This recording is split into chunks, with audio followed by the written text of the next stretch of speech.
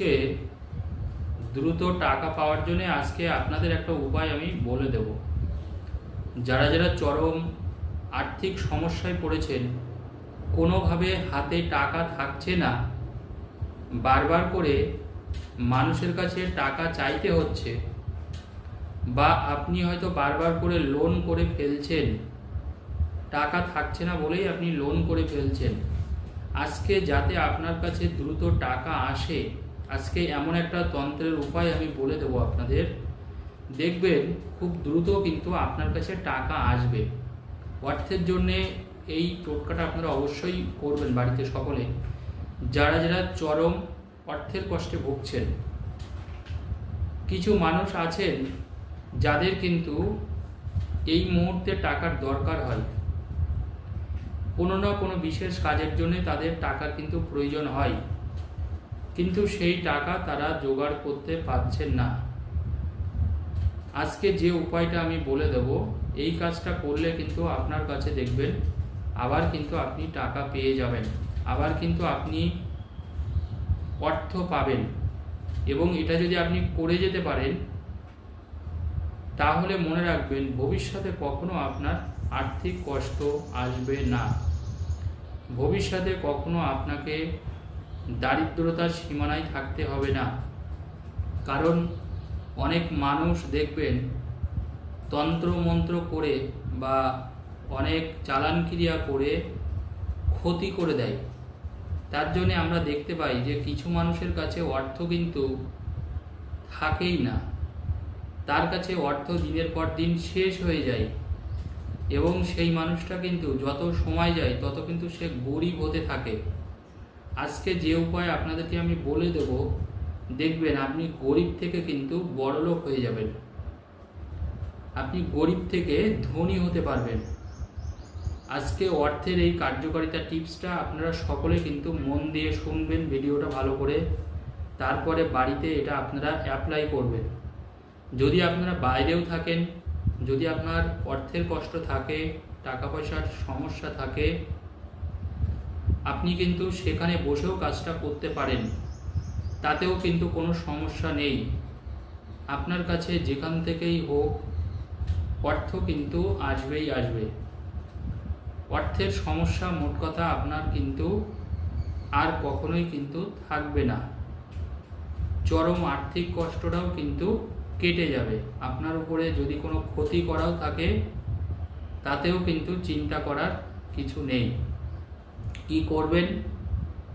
এই দারিদ্রতা এবং অর্থ দূর করার জন্যে আপনাদের যেটা করতে হবে সেটা হচ্ছে 6টা রুদ্রাক্ষ কিনতে হবে। 6টা রুদ্রাক্ষ দশকর্মার দোকানে আপনি রুদ্রাক্ষ পেয়ে যাবেন। শুধু দশকর্মার দোকানে গিয়ে বলবেন আমাকে 6টা রুদ্রাক্ষ দিন, ওরা যে রুদ্রাক্ষ দেবে সেটাই আপনি আনবেন।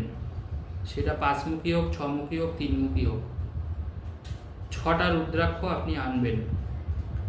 6টা রুদ্রাক্ষ আনার পরে এবার একটা কথা বলে দিই, যদি আপনাদের বাড়িতে রুদ্রাক্ষ থাকে আপনারা কিন্তু সেটাও ব্যবহার করতে পারেন, তাতেও কিন্তু কোনো অসুবিধা নেই।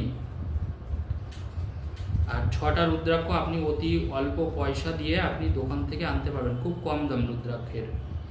আপনি 6টা রুদ্রাক্ষ আনবেন। 6টি রুদ্রাক্ষ আনার পরে আপনি 3খানা বেলপাতা নেবেন। এমনি দেখবেন আমরা বেলপাতা দিই ভগবান শিবের মাথায়, বেলপাতা পাওয়া যায় দোকানে, কিনতে পাওয়া যায় ফুলের দোকানে, অনেকের বাড়িতেও থাকে। তাহলে 6টা রুদ্রাক্ষ আর 3টে বেলপাতা, এই বেলপাতা রুদ্রাক্ষটা নিয়ে আপনি একটা বোতলের মধ্যে, মনে রাখবেন একটা বোতলের মধ্যে 6টা রুদ্রাক্ষ আর 3টে বেলপাতা আপনি ভরবেন, ওই বোতলের মধ্যে ভরবেন। বাড়িতে যদি কোনো গঙ্গার জল থাকে তাহলে সেই গঙ্গার জল দিয়ে ওটা ভর্তি করবেন। যদি গঙ্গার জল না থাকে তাহলে এমনি জল দিয়ে ভর্তি করবেন বোতলটা। যদি গঙ্গার জল না থাকে তাহলে এমনি জল দেবেন, যদি গঙ্গার জল থাকে তাহলে গঙ্গার জল দেবেন। দেওয়ার পরে আপনি একটা কাগজে, মনে রাখবেন, আপনি একটা কাগজে আমি ধনী হতে চাই এই কথাটা শুধু আপনি লিখে দেবেন একটা কাগজে, সাদা কাগজে লাল কালির কলম দিয়ে। আমি ধনী হতে চাই। আশা করি সবাই শুনতে পেয়েছেন। আমি ধনী হতে চাই বা আমি বড়লোক হতে চাই, দুটোর যে কোনো একটা লিখলেই হবে। আমি ধনী হতে চাই বা আমি বড়লোক হতে চাই, সাদা কাগজে লাল কালি দিয়ে এটা লেখার পরে কাগজটা ভাঁজ করে ওই বোতলের জলের মধ্যে আপনি ডুবিয়ে দেবেন। দেওয়ার পরে প্রতিদিন, মানে দিনের বেলায় যে কোনো একটা সময়ে, দিনের বেলা যে কোনো একটা সময়ে ওর থেকে একটু করে জল আপনার বাড়িতে যে তুলসী গাছ আছে, আপনার বাড়িতে যে তুলসী গাছ আছে সেই তুলসী গাছতলায় অল্প একটু একটু করে দেবেন। এইভাবে টানা 11 দিন দেবেন। তাহলে কি বললাম, বোতলে তাহলে গঙ্গা জল ভরে রাখতে বললাম, রুদ্রাক্ষ দিয়ে, 3টে বেলপাতা দিয়ে, 6টা রুদ্রাক্ষ দিয়ে, আর একটা কাগজে আমি ধনী হতে চাই এটা লিখে লাল কালি দিয়ে লিখবেন। নতুন লাল পেন হলেও হবে, পুরনো লাল পেন হলেও হবে। দেওয়ার পরে কাগজটা ভাঁজ করে বোতলের মধ্যে রেখে দিলেন।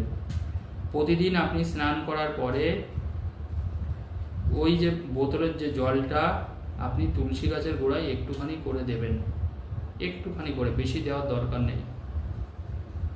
দিয়ে আপনি মা লক্ষ্মীর কাছে আপনার ভক্তি নিবেদন করবেন। মা লক্ষ্মীকে রাখবেন তখন, যখন জল দেওয়ার পরে, আর আপনার মনস্কামনাটা বলবেন। এখানে ভগবান শিবের নাম করতে হবে না, শুধু মা লক্ষ্মীর নাম করলেই হবে।